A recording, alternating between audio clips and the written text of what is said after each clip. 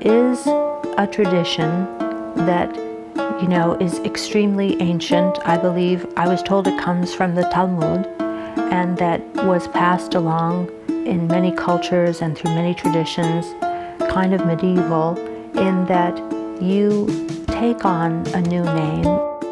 It's a form of rebirth in a way, so that when death comes looking for you, maybe it's going to look for someone who's no longer there.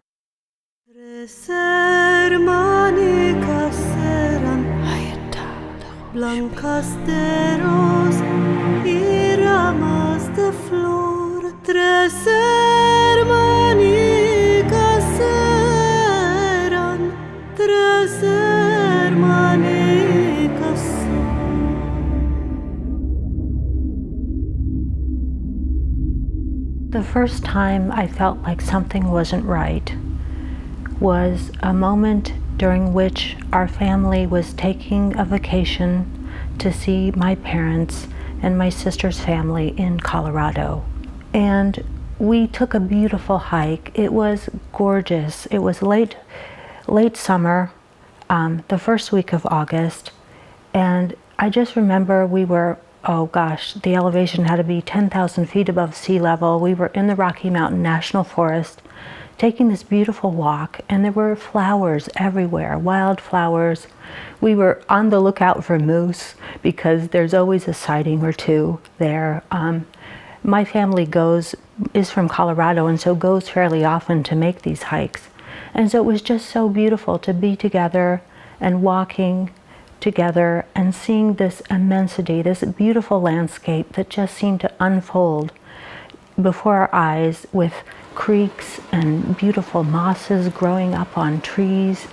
There was just so much. There was bird song. There was also a sense of beautiful quiet as you heard the breeze just making its way through the grasses and the wildflowers. And so that image is really in my mind because, looking back, those are some of the only pictures I've got of what it was like before all of the stuff that happened to me I guess, fell apart.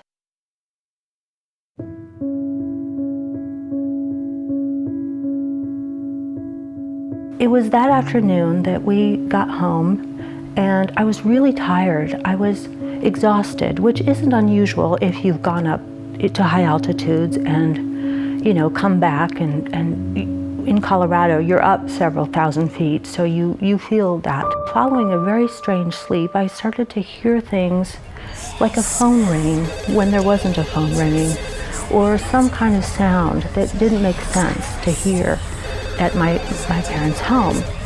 And that night I heard crickets, and they were getting really loud. And so the next morning I said to my husband, "My gosh, did you hear those crickets last night?" And he said, "What crickets? What are you talking about?"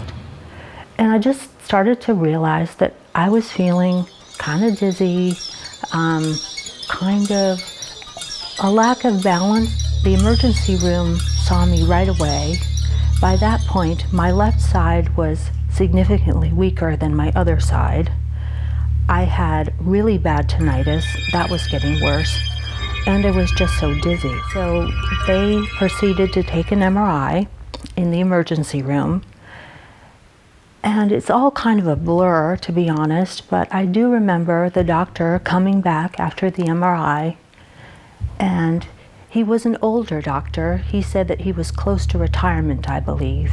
And he said, "Look, I've been doing this for a really long time, and I've never had to say this to anyone, but you have a brain tumor." He said, "You basically got a tumor in your brainstem, and you need immediate surgery. You've hemorrhaged. You've had a brain hemorrhage." And I looked at him, and I looked at my friend who was holding my hand as I was laying there, and just felt like it was so surreal. Paging Dr. Battaglia, call extension 198, Dr. Battaglia, extension 198. The doctor made an appointment for me at the University of Virginia Hospital the next morning for brain surgery. He said, "You basically got a tumor in your brainstem and you need immediate surgery. You've hemorrhaged. You've had a brain hemorrhage. And so how are you going to get there? Do you want to have transport arranged, or shall we have your friends drive you? And I don't think we were thinking straight. We had my friend and her companion drive me that evening to the emergency room at the University of Virginia, thinking that, my goodness, we better get there as fast as we could. And I don't know why we drove, but we did. I remember trying to text with my phone Michael and just letting him know what was going on. And I found out later that I guess I was texting him nonsensical things because, of course, my sense of how the earth was so shifting, so unusual that I wasn't able to just type correctly. So I think he probably got that I was en route to the hospital. And of course, my friends later called him and told him what was going on. So he immediately came back from his research trip because obviously this was something none of us had expected.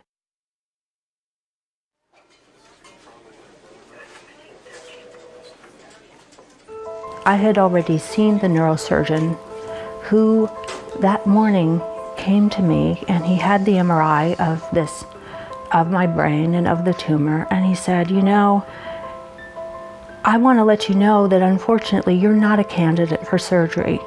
We don't touch this kind of tumor. It's an inoperable brain tumor. It's one that's in the pons, it's in your brainstem, and because of its location, it's plumb right in the middle of all of your nerves and all of that prime real estate that is your pons or your brainstem. So he goes, unfortunately, I can't do surgery, and I need to tell you that I would be very shocked, very surprised if you found anyone who would do this. And if you do find someone who does this, that you really be cautious, because this isn't something that our field does. We don't touch it.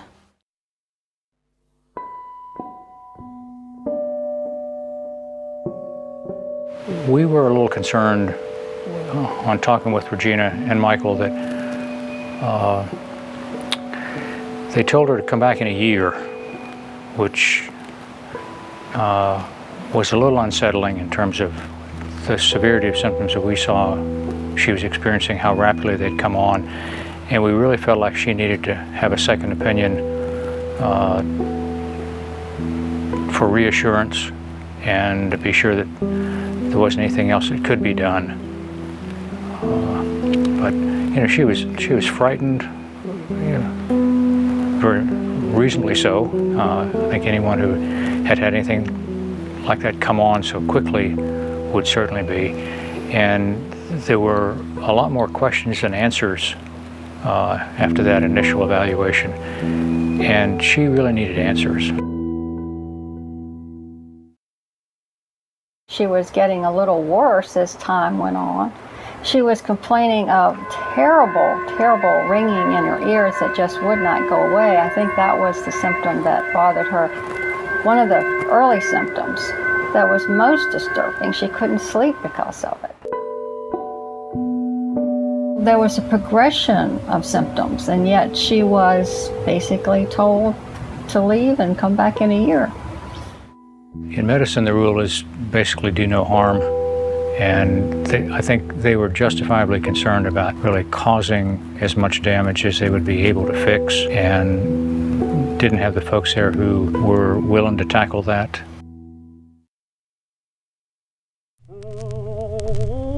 Death is over. Death is over.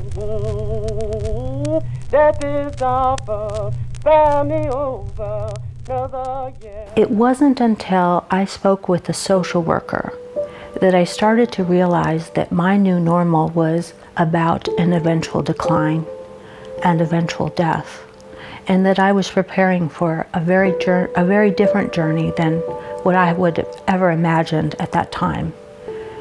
And she was giving me this idea of working with sand therapy and working to see patterns. It was about preparing my life to be extremely limited. At this point, I was walking with a cane, I should say, to keep me propped up so that I could walk. My peripheral vision had been impacted, so if my cane fell one way or the other, I would jolt. I would be so shocked because I hadn't seen it coming.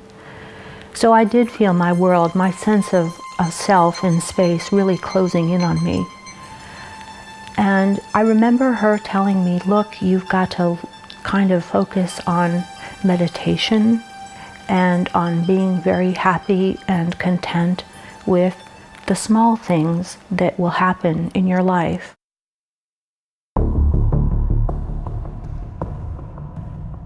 She came back about 2 weeks after I had seen her the first time and was in much worse shape. She was not able to swallow. She was choking on her secretions. She had marked weakness in her face. She had double vision because her eye movements were disordered. She could not have normal sensation. She actually had very uncomfortable tingling in her scalp and in her extremities. And balance was definitely off. So she looked like a different person the second time. And that second time, of course, after she got here, we again repeated the brain MRI and all the imaging studies, and it showed, unfortunately, that the brainstem cavernous malformation had enlarged in that interval. And that is because it had bled again. And the blood from that third bleed now, this is the third in her lifetime, had caused swelling in all the fiber tracts that pass through the pons, which is the center of the brainstem, through which many, many neural networks pass through. And it's, as I told Regina and told her husband, the pathway by which nerve signals goes from the brain to our body and then back from our body back to our brains passes through this area. And so that's why she was so devastated. That's why so many functions were in disarray.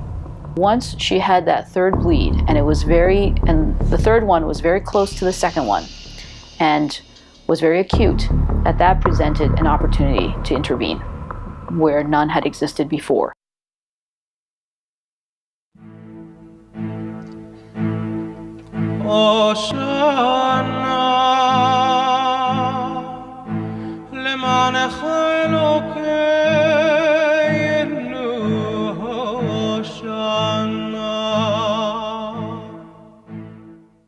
I remember having a conversation with God where I asked, how can this be anything other than a cruel cosmic joke? I mean, it's taken me 45 years to find the woman of my dreams, the woman I love, the woman I intend to spend the rest of my life with, and now you're telling me that I get barely more than a year with her? It didn't seem fair or right or just in any kind of way. It's late August and we're trying to get used to the new normal, a normal that includes my wife being significantly impaired but still functioning, although that is quickly changing, which is what brought us back to Johns Hopkins Medical Center the second time. And as I drove up there, my wife was medically transported because she couldn't sit up by that point. I drove up by myself after her. When we got to Hopkins, we met with the neurosurgeon who, after a continued further battery of still more tests and still more uncertainty, came into our hospital room one night and said, with the most serious look that one could possibly have on one's face, that we needed to do this surgery because if we didn't, she was not going to live very much longer. But doing this surgery was highly risky. She said, I've got to be honest with you, there's a third of a chance that she won't survive the surgery. There's a third of a chance that if she will survive the surgery or does survive the surgery, that she'll be paralyzed and in worse shape than she is. And the shape she was in at that point was very, very bad. You think of how fortunate we are to take breaths on this planet and to walk around, those of us who are able-bodied on this planet, and the things that we see and experience and the people who we love. Those are all such gifts. And to just think of being unable to partake in all of those journeys that are our lives seemed really daunting. And I said, Michael, I could be paralyzed and, I'll, be in a bed somewhere, and, what does that mean for us? And my husband was so beautiful, and he said, Regina, I will meet you wherever you are. And that comforted me so much.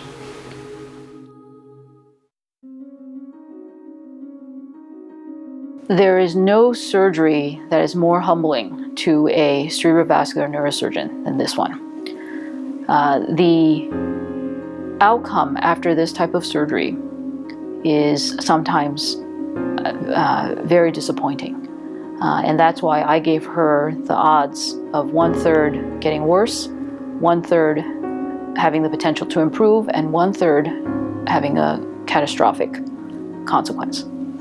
And the reason that is purely because of the location of the cavernoma and the bleed, because there's really no margin for error.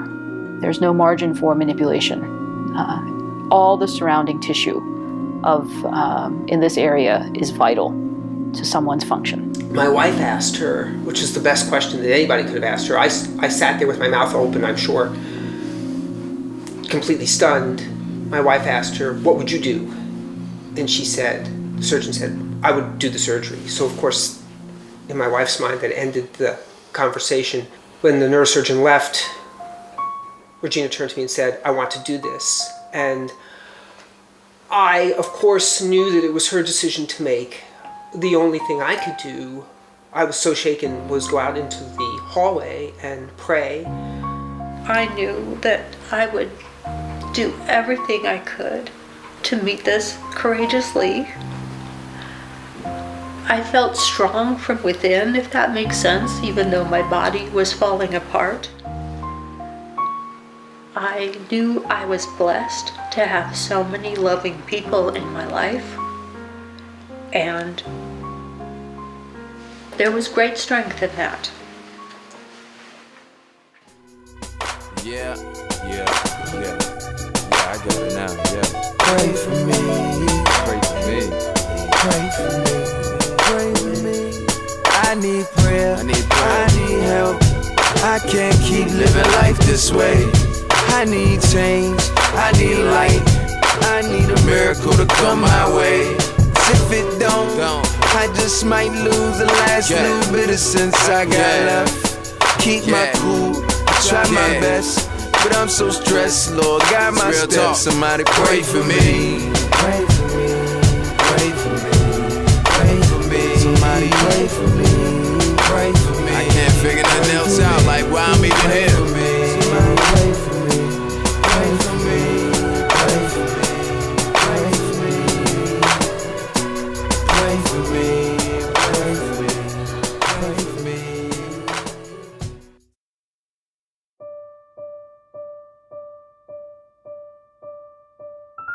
The days that she returned to Williamsburg, in and out of ear doctor, eye doctor, hospital, to watch her physical capacity diminish, walking, seeing, hearing, speaking, even swallowing. Each visit I left feeling more hopeless and yet more desperate to hope. For anyone, a woman, a wife, a mother, a brain tumor can be a very scary thing. But for a scholar, for someone like Regina, who is a national and international scholar, who takes great pride and integrity in being creative and active as an engaged public scholar, This illness, this tumor, was devastating. It was a death of self that is very hard to imagine and feels impossible to repair or recover. She was aware of everything as it was happening. To hear her advocate nonstop that a ringing was deafening, that her perception of me had gone from double vision to triple vision, that the numbing in one hand had started to spread in a way that slowly made her unable to walk. And to hear her take pureed food and say, I can't swallow it, and be aware of choking getting worse. It was a terrifying thought to imagine how she was entering a hospital setting with that continuing. I understand that her surgery was delayed for a portion to be sure that she was in good health.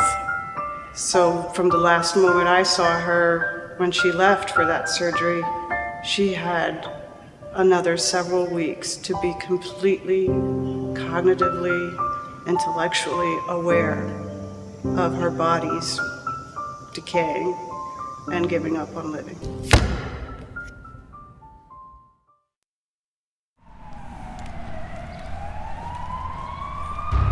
She was burning up. Her system had completely overheated, and all she could ask for was some way to cool her down. We had nothing else. We packed her in ice day after day, several times a day, until finally the doctor said, you can't do this anymore because she'll get frostbite on her feet. You just can't do this anymore. That plus all the steroids she was being pumped with made her incredibly uncomfortable. And of course there was no pain medicine because the doctors didn't want to do anything to interfere with her brain's functioning. It was complete madness. Everything in the hospital setting was crazily timed, and then when you really needed somebody, they weren't always there.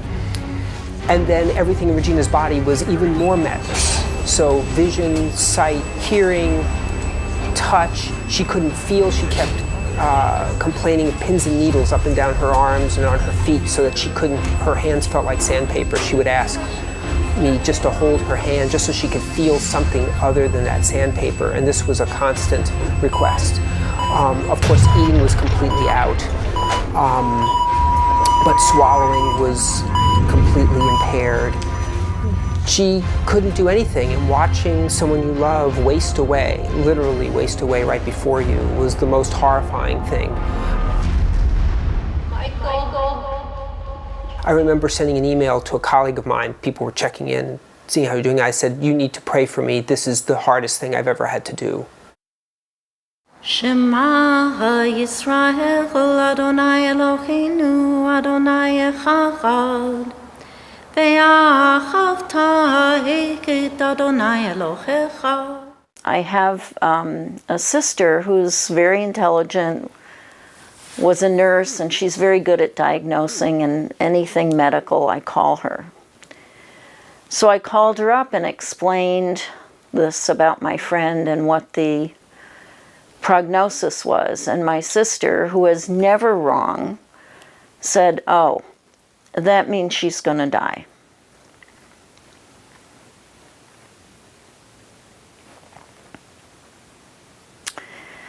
My sister's very down to earth. Well, that really troubled me, and even though I live in San Francisco, I thought to myself, I have got to go out there and be with them. On the one hand, Michael might be facing a funeral suddenly, and I wanted to be there to do that for him. And on the other hand, of course, Regina needed the support, and I wanted to be there for both of them. And that's when I made my decision that I was going to fly out there for her surgery. I was thinking of what I could do. And even though Regina herself is not Jewish, Michael is Jewish, I wanted to do this Jewish ritual, an ancient ritual of changing a person's name, a person who is facing the possibility of death. The thinking behind it is that the angel of death is coming for someone with a particular name. And if they can't find the person with that name, we become victorious over the angel of death. And I actually checked with a couple of my rabbi friends and asked them what they thought about doing this for somebody who isn't Jewish. And it wasn't a situation where we're changing her status. We're not converting her. And they felt that it was permissible. And it was some way to help somebody who was suffering, which is the most important thing. The instructions for the ritual said, obviously, to choose a name that is healing, a positive name. And the Torah portion for that week was one in which Betzalel, who is the expert artisan of the Mishkan, the traveling tabernacle in the desert, who was in charge of organizing the creation of the beautiful tapestries and the gold and the silver work for all the instruments in the tabernacle. And his name is in the shadow of God. And she liked that name, in the shadow of God. And Betzalel is in the shadow, and we added on Yah at the end, Betzalel, in God's shadow. When I got to the hospital before she had the surgery, I went to her room and we talked for a while, and we did the blessing that goes with this ritual, and gave her 2 additional names. The name Betzalel and Raphaela, the healing of God. That's a ritual I would not do for just anyone. I'm a hospice chaplain, and I don't do this ritual for my hospice patients who are dying.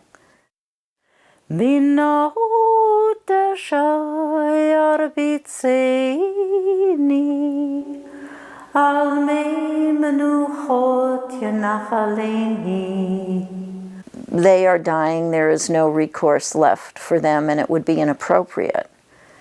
But for someone like Regina, who was so full of life, young, recently married, with the spiritual and every other kind of energy that might possibly lead to success, it seemed to me this was the time to do this ritual. This name became a gift for Betzalel, just as in the story of Jacob wrestling with the angel. Jacob was fleeing from his brother, and many years later he decides he's going home, and he hears that his brother is coming to meet him with 400 men, and he's terrified. And he spends a night alone at the river, and an angel comes to wrestle with him, to struggle with him. And he asks the angel for a blessing, and the angel gives him the blessing, and the blessing that he gives him is a new name. His name heretofore had been Jacob, which means one who takes things that really don't belong to him. And instead, the angel gave him the new name, which means Yisrael, which means one who wrestles with God. And the angel says to him, "You have wrestled with God and have prevailed." Now Jacob leaves this encounter with a wound. The angel wounds him in the thigh. And it seems to me such a beautiful way of understanding people who encounter difficulties in their life, really frightening, terrible difficulties, where they wrestle alone at night and somehow they prevail, but they're not the same person. They become a new person, which is signified by a new name, and they leave with a wound. They're not perfect the way they were in the beginning, but somehow spiritually they are elevated and in a different place. Batsalia, the new name, was Regina's gift. One of many gifts that she got by going through this experience, but certainly one gift we can easily point out, her new name, Batsalia.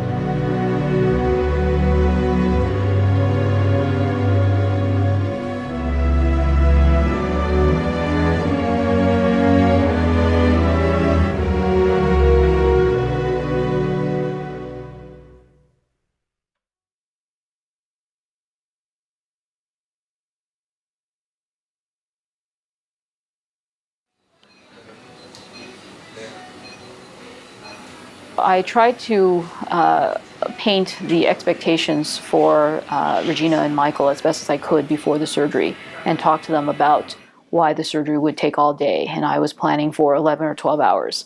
I tried to explain to them that the reason for that is because we use a lot of adjuncts to the surgery, which involve, for example, a navigation system. So a navigation system allows me to be as direct as possible in going to where I need to go. And setting up for that takes additional time. In addition, we set up for what we call neuromonitoring, so that even though she's under anesthesia and cannot respond, we're able to record her brain activity.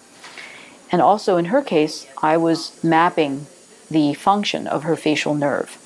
So all those gadgets, so to speak, take a long time to set up. And so those were adjuncts that I used in the surgery to try to make it as safe as possible. The actual surgery involves going through the skin and the muscle at the back of the head and the top of the neck. And there's a piece of bone at the very back that is removed, and that takes quite a bit of time because that bone is not a uniform thickness, and just enough has to be removed in order to permit safe exposure of the underlying brain, but also not to destabilize one so much that they miss it afterwards.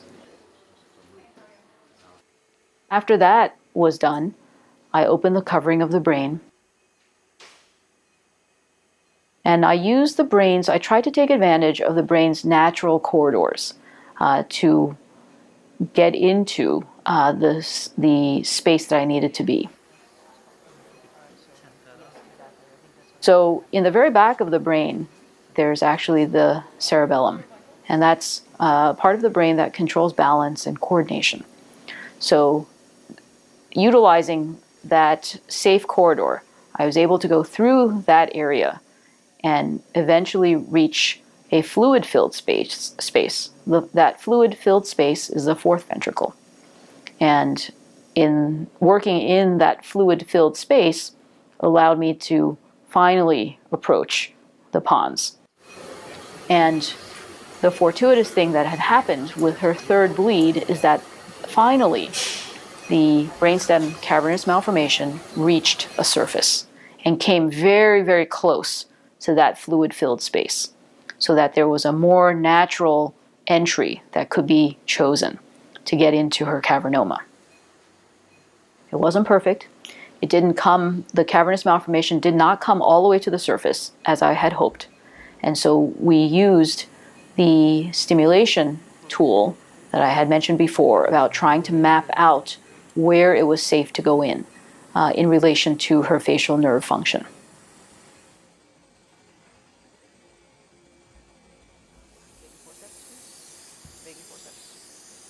I was able to select what was a relatively safer area to enter into the cavernoma. Now, all these spaces, as you can imagine, are very narrow spaces, and any entry point into the cavernoma is basically going through normal tissue.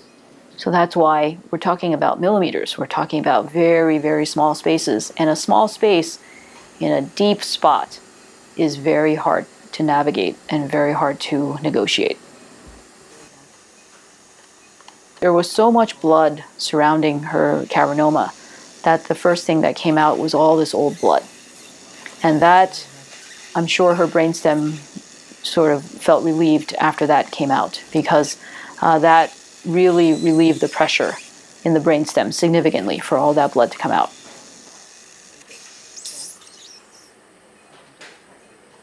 And then I worked on trying to use cautery to try to develop the interface between the cavernoma and the rest of the brainstem, and to try to shrink it even more, to remove and cut out. We use suction and scissors to try to cut out in a piecemeal manner the malformation. I think when somebody's life is in your hands, I think that you forget about how you feel. I think I'm sure this is true of many of my colleagues, is that when we have our patients in front of us and it's up to us to get them through, you really don't think about anyone else. Your focus just is on your patient. Being an excellent doctor is so much more than being a superb surgeon. I think that we are given this privilege of taking care of people and their families, and we have to put that at the center of what we do. And so I actually spend a great deal of time getting to know Regina and her husband. That first hospitalization, when she was telling me about her work as a professor and what she did, and her role as an educator. Those were great conversations, because it allowed me to understand what she would need to be a complete person. And that informed my decision when I met her the second time, when she came back with that third bleed. It put it into context of why I needed to offer her treatment, because I knew that she would not be whole if she was completely dependent on other people, and if she could not be an independent thinker, if she could not be articulate, if she could not contribute in a scholarly manner. I knew that about her, that she really would need that. Lo que pasó es que el pinetón no solo fue manera de reconocimiento en público.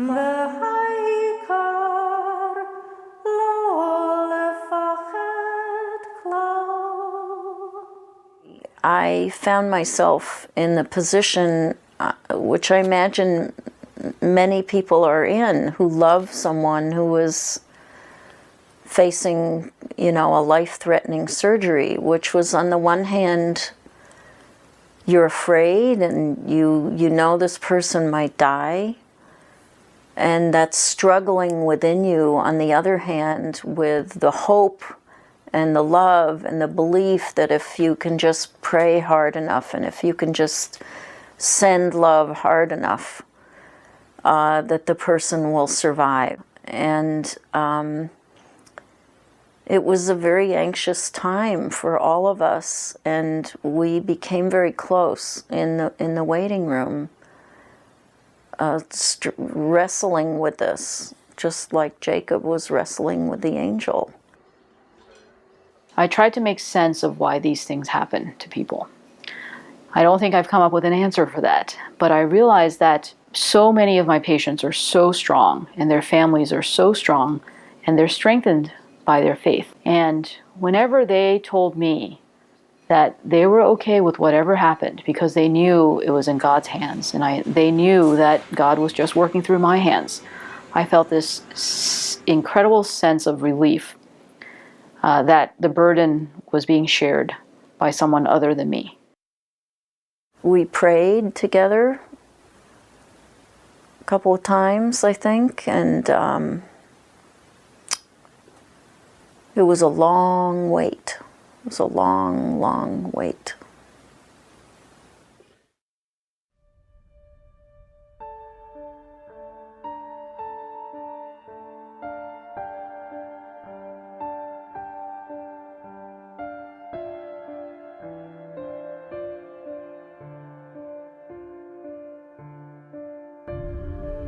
The whole time I was doing the surgery, I was internally praying that she would be okay, because I felt that every move that I made had the potential to hurt her and the potential to lead to a catastrophe. And so being on edge for all those hours, you can imagine what a relief it is after the surgery to see her wake up. And so at first, when I came out to talk to Michael, I let him know that the surgery went as well as I could have wished for, but that I still didn't know if she would wake up.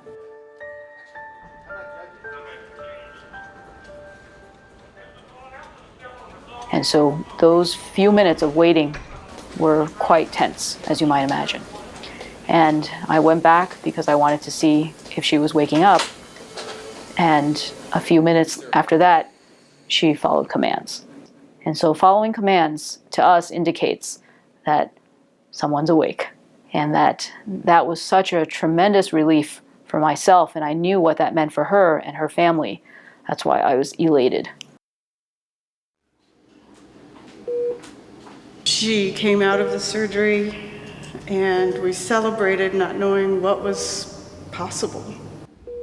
And weeks of taking the time to do what she needed to do with the very capable doctors and staff that she had would determine who we would know.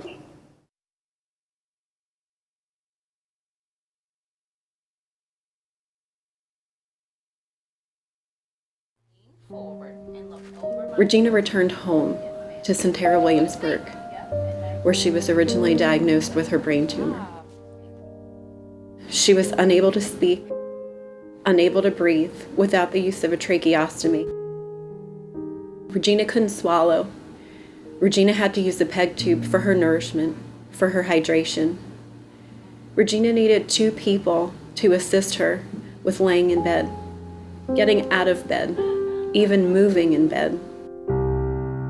When I met Regina, she was very, very weak. She had deficits in her legs. She couldn't control her trunk, even her head. She couldn't hold her head without support. It took 2 of our staff members to help her even sit on the side of the bed. And one of the biggest deficits she struggled with was control of her body. So she had weakness and she couldn't control the motions with the power that she had. About 2 weeks into her stay, she got to a point where she was able to sit unsupported on her own, which opened a lot of doors for her.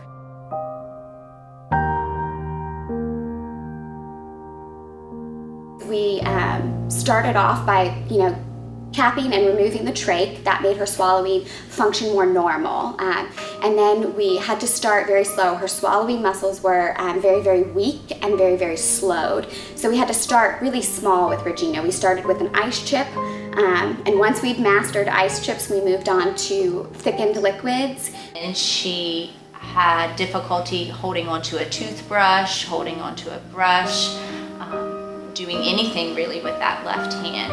If you've ever restarted or rebooted a computer, you have an understanding of what my wife's nervous system was like, because when they went in and did that surgery, they basically pressed restart on her entire nervous system. So she couldn't do anything that even little babies can do. She couldn't sit up, she couldn't talk, she couldn't walk, she couldn't stand, she couldn't eat, she couldn't swallow, she couldn't do anything. And it was like watching her be a little baby, but with the mind of a grown woman. We moved on to soft, chopped foods, and then finally regular solids.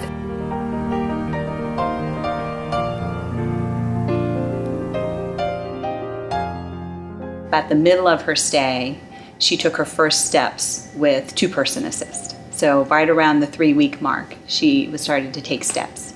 When she left us, she could walk 300 feet with about 25% help and a device. She needed the walker to help her walk. A lot of our conversations had to do with how do you focus on the gifts of each day? How do you look at each day to be a blessing?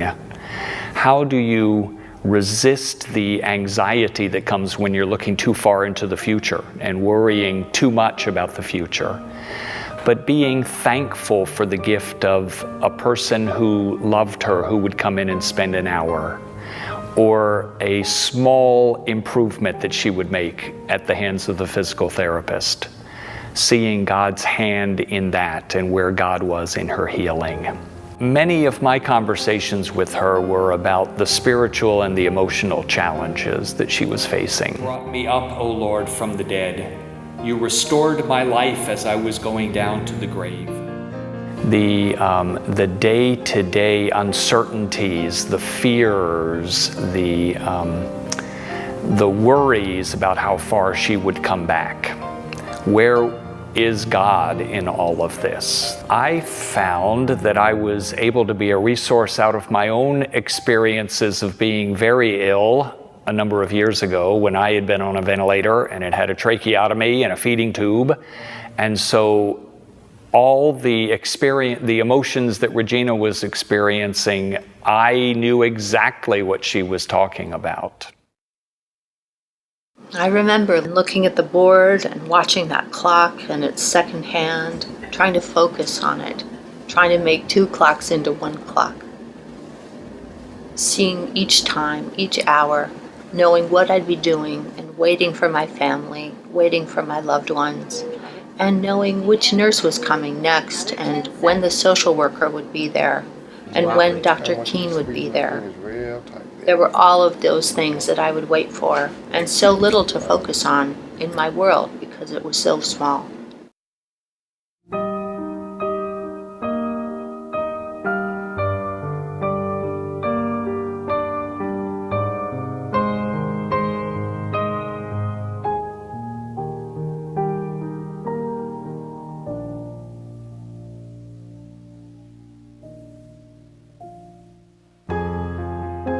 You know, every day was also filled with beautiful surprises. And if there's one thing I learned how to appreciate, it's how close to God some people are who you don't expect. The Lord is my shepherd, I shall not want. He makes me to lay down in green pasture. He leads me beside the still water. Nurses who were making sure that I was getting fed through a stomach tube every day. Doctors who cared about what I was feeling and needing to accomplish, just the basic things.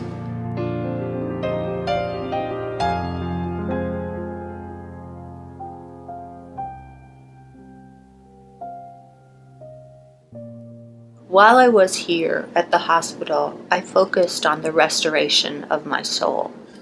And there were so many spiritual guides who helped me in that journey. What you're talking about, continuing to help people and that kind of thing.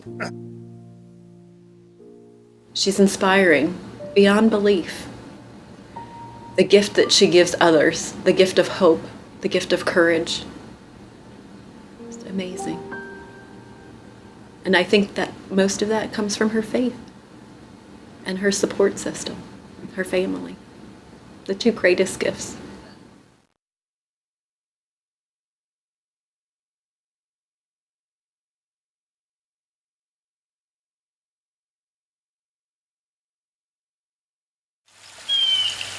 It's beautiful to be alive.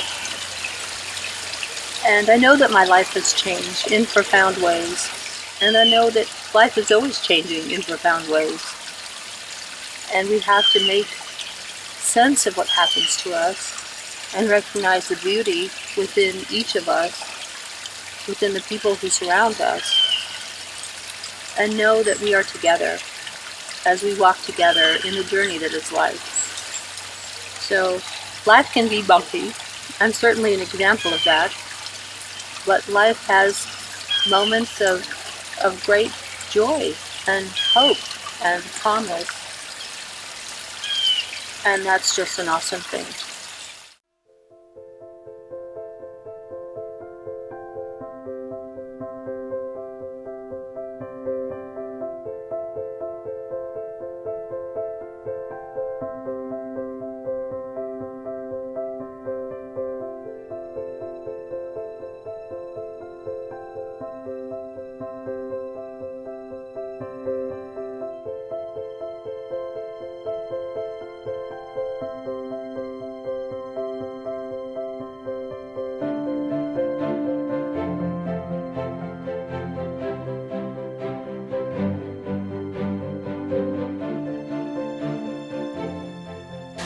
We are not the same people we were a couple months ago.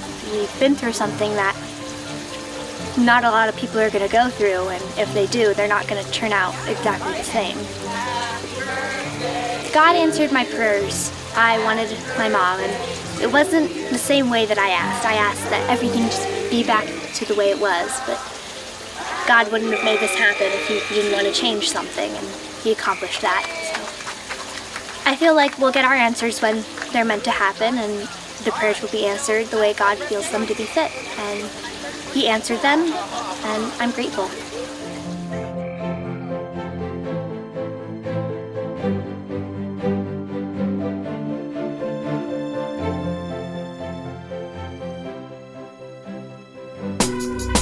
Yeah, I got it now, yeah. Pray for me, pray for me, pray for me, pray for me. I need prayer, I need help. I can't keep living life this way. I need change, I need light. I need a miracle to come my way.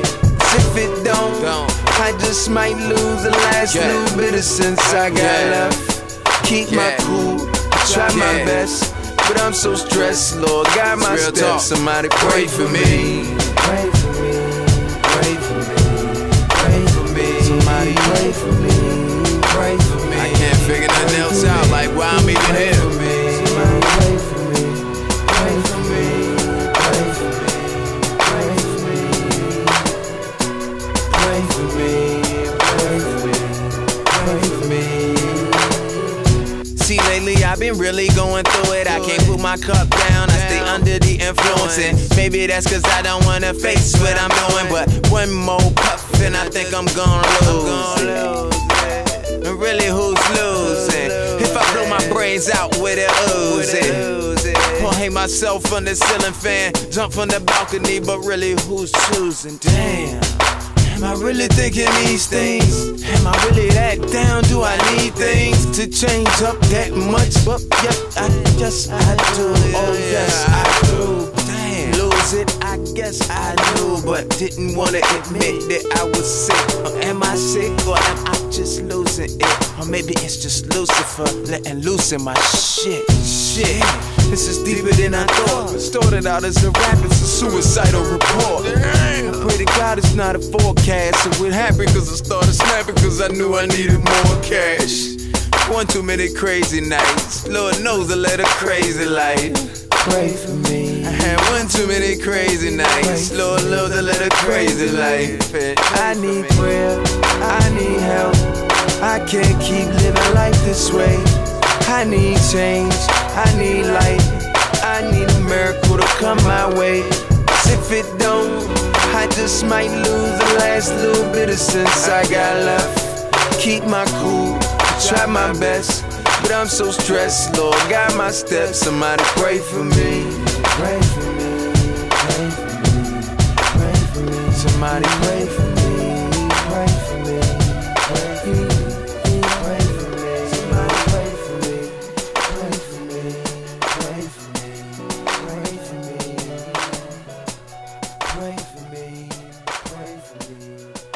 for me.